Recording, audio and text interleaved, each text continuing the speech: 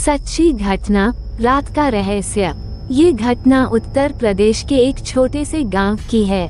रमेश, जो गांव के स्कूल में शिक्षक था, रोज शाम को अपनी मोटरसाइकिल से घर लौटता था।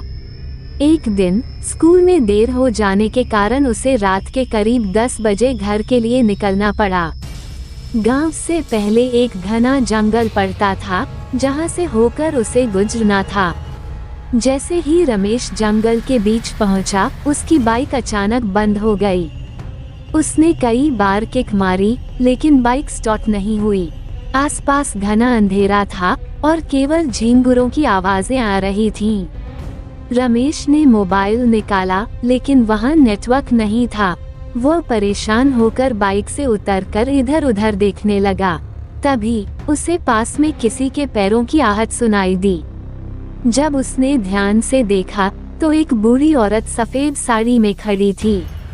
वह बोली, बेटा, इस रास्ते पर इतनी रात को मत रुका करो, यहाँ अच्छा नहीं होता। रमेश ने डरते हुए पूछा, आप यहाँ क्या कर रही हैं? वो कुछ नहीं बोली और बस मुस्कुराकर जंगल की ओर चली गई।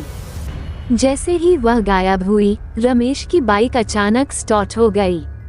वो डर के मारे तेजी से घर पहुंचा और सारी बात अपने दादा को बताई। दादा ने सुना और बोले, तू बहुत किस्मत वाला है।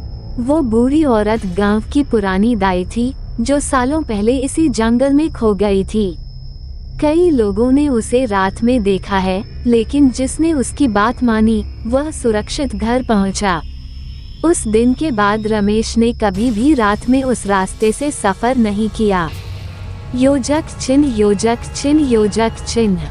ये एक सच्ची घटना पर आधारित कहानी थी, जिसे गांव के लोगों ने कई बार अनुभव किया है।